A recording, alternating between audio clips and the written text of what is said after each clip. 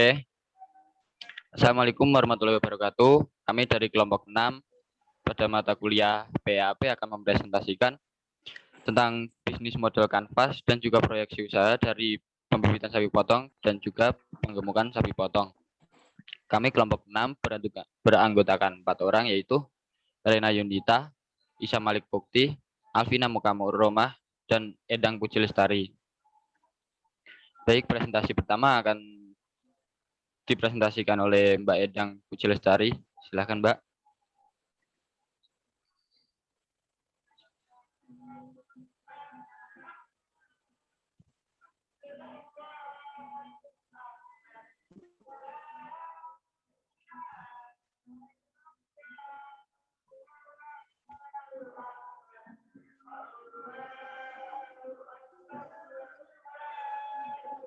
Mungkin Mbak Edang lagi terkendala sinyal, baik akan saya presentasikan.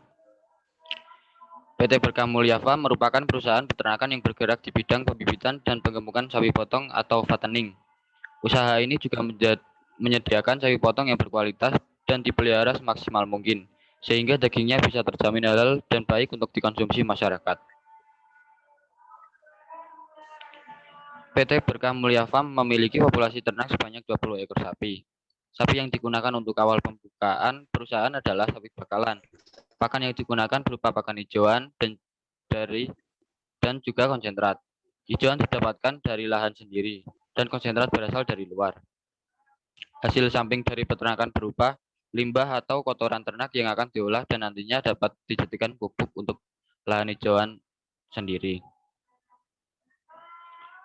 Kemudian bisnis model kanvas dari usaha pengemukan sapi potong. Yang pertama ada key partner, yaitu pasar sapi, kemudian pelantik sapi atau pedagang sapi, transportasi ternak, penyuplai bahan pakan, dan dokter hewan.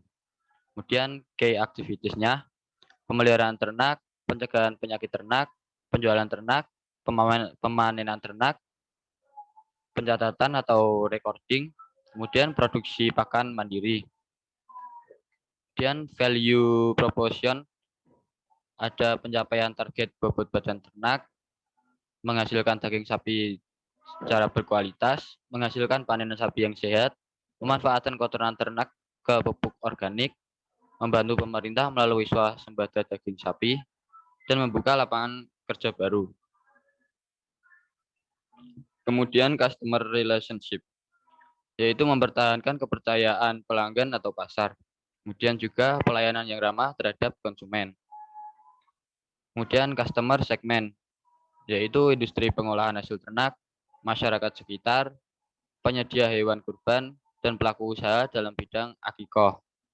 Kemudian key resources, yaitu sumber daya manusia yang berkualitas, sumber daya alam yang berkualitas, ketersediaan lahan peternakan, jaringan bisnis, dan legalitas dari perusahaan.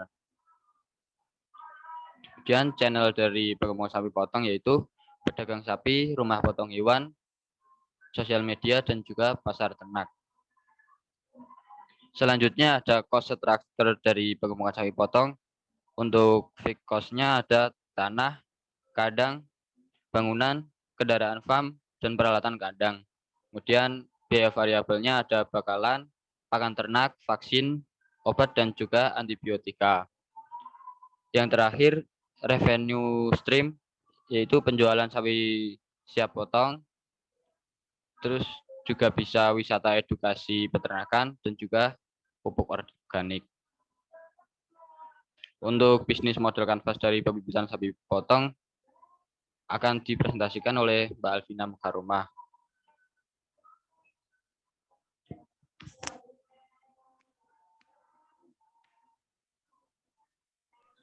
Baik, selanjutnya saya akan mempresentasikan tentang pembibitan sapi potong.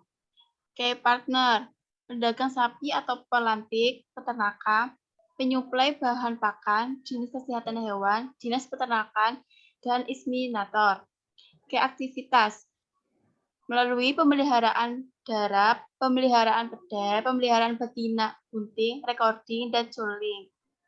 Value proposition, melalui pencapaian expertise dengan baik, menghasilkan anakan pedet berkualitas tinggi, pemanfaatan kotoran ternak menjadi pupuk organik, dan membuka lapangan kerja baru. Kemudian key resources melalui sumber daya manusia, sumber daya alam, ketersediaan lahan peternakan, jaringan bisnis, dan legalitas perusahaan peternakan.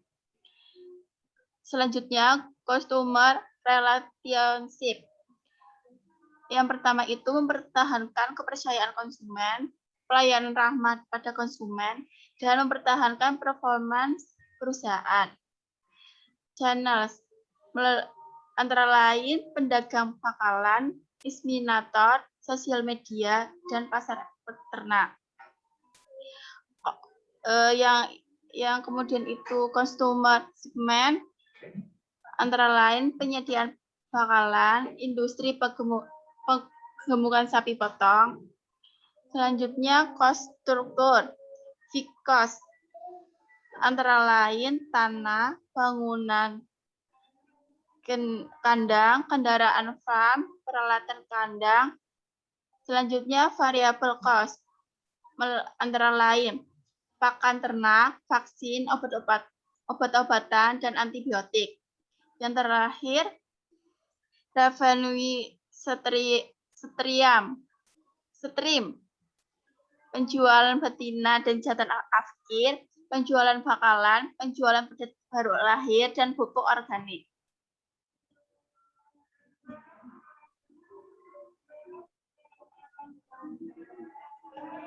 Selanjutnya akan dijelaskan oleh Mbak Rena. Persilakan.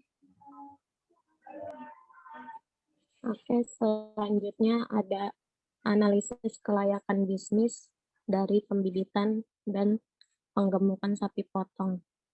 Kebutuhan dana antara lain ada biaya investasi sebesar 3.661.200.000 rupiah dengan biaya operasional dalam satu siklus 3.435.625.000 rupiah.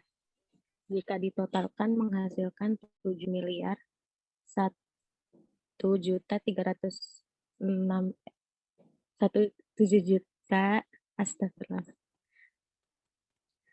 miliar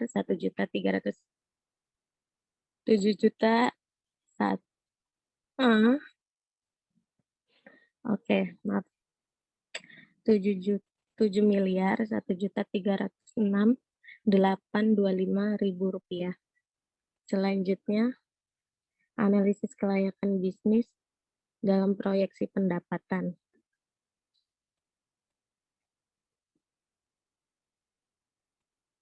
Pendapatan karkas dalam tahun ke-1 yaitu ada 4 miliar 4.088.000 rupiah. Di tahun kedua 4 miliar 400.088.000 rupiah. Begitu pula tahun ketiga. Untuk pendapatan sapi hidup 2 miliar 400.011.200 rupiah, diikuti dengan tahun kedua dan tahun ketiga. Untuk jumlahnya dari tahun pertama sampai tahun ketiga memiliki jumlah yang sama, yaitu 6 miliar 800.099.200 rupiah. Untuk pengeluaran di investasi tahun pertama yaitu 3 miliar 600.061.200 rupiah. Untuk tahun kedua dan ketiga 0 rupiah. Untuk pendapatan tahun 1 sampai tahun ketiga memiliki pendapatan yang sama yaitu 3 miliar 400.075.625 rupiah. Untuk total dari pengeluarannya yaitu tahun pertama 7 miliar 100 juta 100.036.825 miliar. Dan tahun kedua dan ketiga 3.475.062.000. Untuk laba ruginya bila ditotal semuanya yaitu 6.600.009.525.000. Selanjutnya akan dijelaskan oleh Mbak Endang. Terima kasih.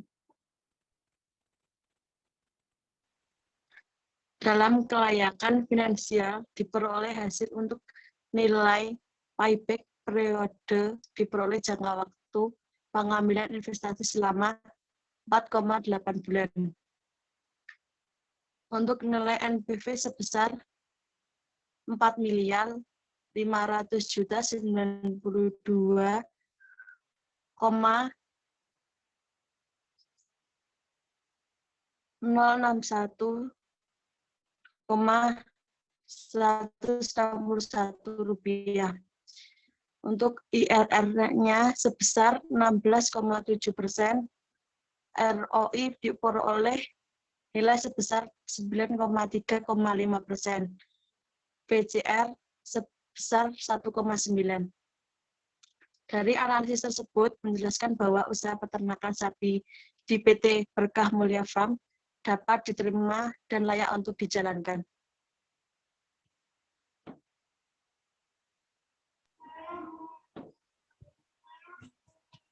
Selanjutnya. Baik, terima kasih untuk kelompok 6. Presentasinya sudah selesai. Jika ada salah kata atau tutur kata yang kurang berkenan, saya ucap minta maaf. Wassalamualaikum warahmatullahi wabarakatuh.